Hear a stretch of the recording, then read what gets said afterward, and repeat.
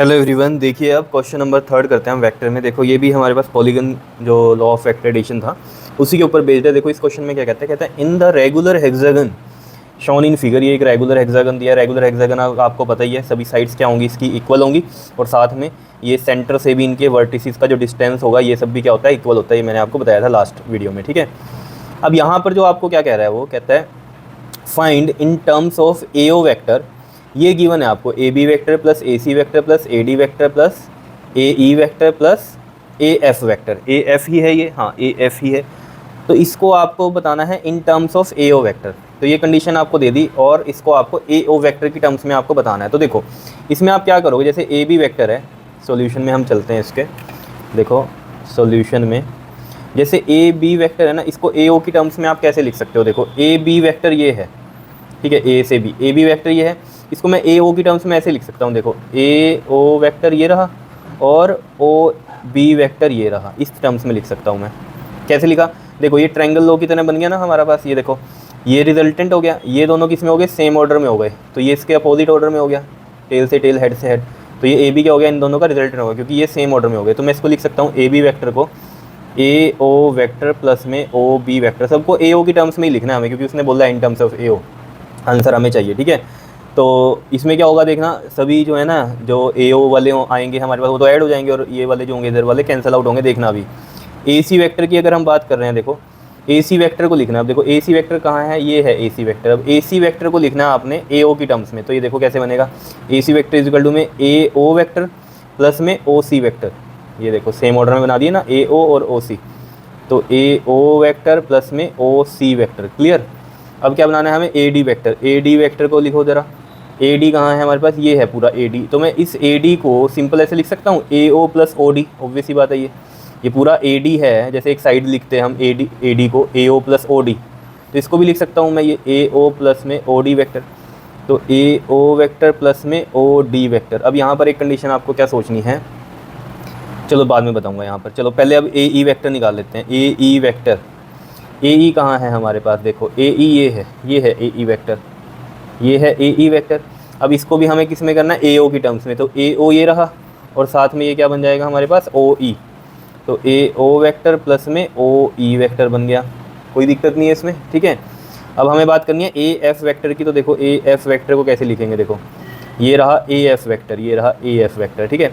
अब इसको भी ए ओ की टर्म्स में ही लिखना है। तो ए ओ वेक्टर प्लस में ये रहा ओ एफ वेक्टर। कुछ और मत बनाने लग जाना कहीं A E vector plus E F vector लिख दो इसको, क्योंकि ए एफ वेक्टर को ए ओ की टर्म्स में ही लिखना है हमें। तो ए ओ ये रहा और साथ में जाएगा ओ एफ। तो ए ओ वेक्टर प्लस में ओ एफ वेक्टर, ठीक है। एरो वैसे ही बनाना, जैसे ओ से एफ जा रहे हैं तो ओ से एफ में ही एरो बनाया आपने, ठीक है। अब इन सबको ऐड करो क्योंकि ये सब एडिशन में है। तो देखो जब एडिशन आप करोगे यहीं से देख लो, ए ओ ए ओ ए ओ ए ओ ए ओ, कितने ए ओ हो गए यहाँ पर, 5 ए ओ हो गए, ठीक है। अभी देखना ज़रा, ये हो गए हमारे कितने, 5 ए ओ वेक्टर, ठीक है। अब इसको देखो यहाँ पर अगर हम देख रहे हैं ऐसे सिंपली आपको समझाने के लिए कर रहा हूँ। O B vector, O B vector जो है ये किसके अपोजिट में है, ओ ई वेक्टर के। तो ये दोनों क्या करेंगे, कैंसिल आउट करेंगे एक दूसरे को। ओ बी वेक्टर ये वाला और कौन सा कह रहा हूँ मैं आपको, ओ ई। तो ये ओ ई ये कैंसिल हो गए, ये तो चलो जी कैंसिल हो गए, ठीक है। अब देखो ज़रा यहाँ पर ये जो ओ सी वेक्टर है, ओ सी ये वाला ओ सी, ये ओ एफ से कैंसिल आउट होगा। तो ये रहा ओ सी और ये रहा ओ एफ, ये भी कैंसिल आउट होगा, ये ओ सी और ओ एफ, ठीक है जी, कैंसिल आउट हो गए।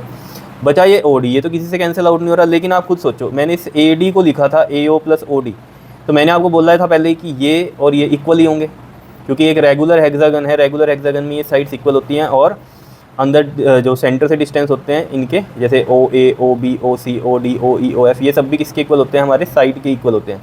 तो कहने का मतलब क्या है कि मान लो ये ए साइड है तो ये वाला डिस्टेंस भी ए होगा, ये भी ए, मतलब मैं कह रहा हूँ जैसे मान लो ये ए है, ये ए है, ये ए है, ये ए है, ये ए है, ये ए है, तो ये भी ए, ओ बी भी ए, ओ सी भी ए, ओ डी भी ए, ये भी ए, ये भी ए, ओ एफ भी और ओ ई भी ए, सब कुछ बराबर होता है इसमें, ठीक है। ये बताया था मैंने क्योंकि ये इक्विलेटरल ट्रायंगल बनता है, अगर आपको याद हो, ये मैंने आपको बताई थी कहानी।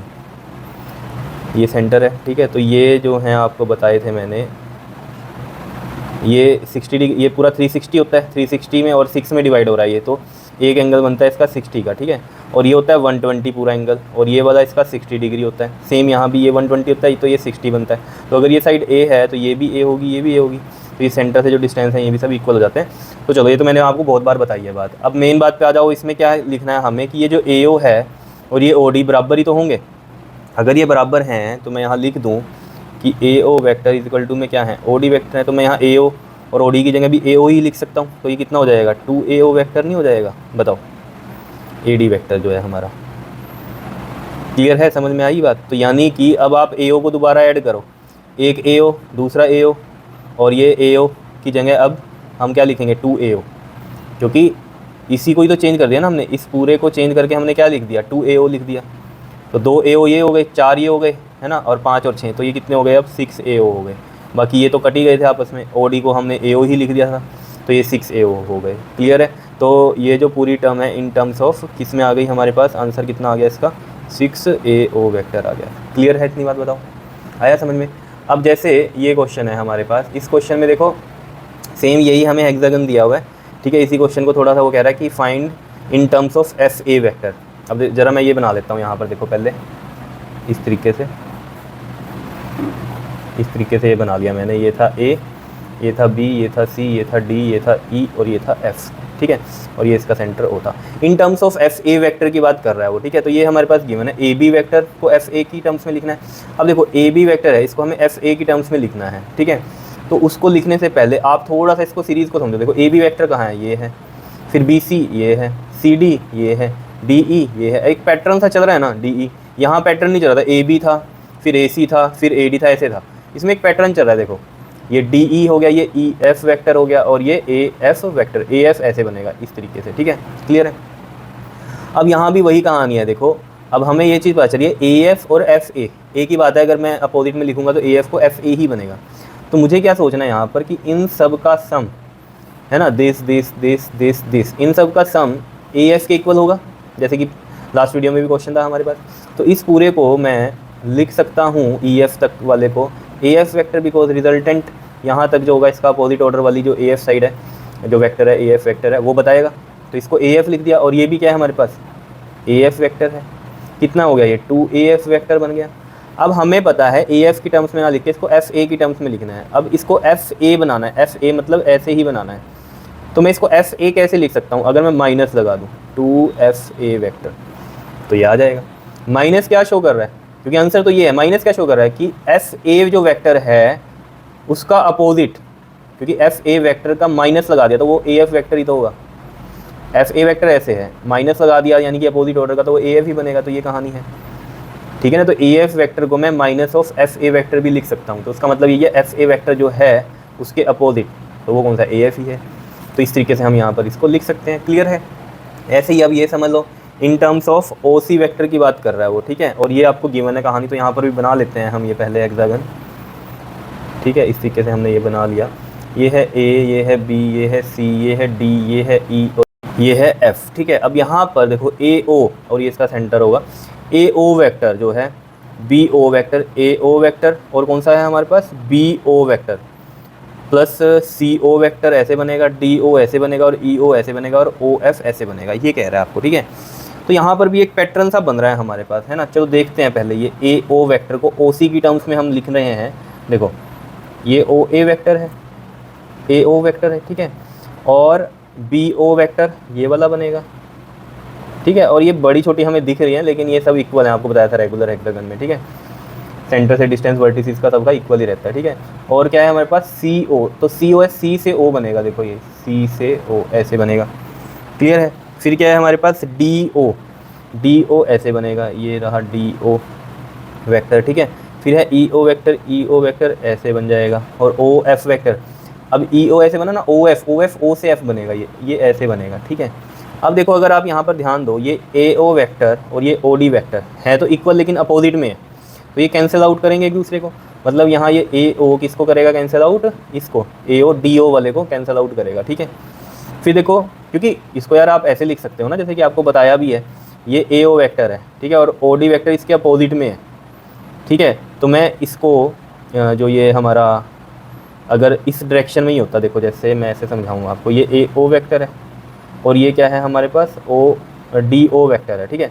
अगर ये ऐसे होता वेक्टर OD ऐसे होता, तो मैं इसको ऐसे लिख देता ना, AO vector is equal to में OD वेक्टर लिख देता, ठीक है। तो AO के ही इक्वल है। अब यहाँ पर ये है चीज़ ऐसे है ये, ठीक है। तो मैं इसको कैसे लिखूँगा बताओ, ये तो बराबर थे, अगर ये इसी में उसमें है तो ये ए ओ ओ डी के बराबर है।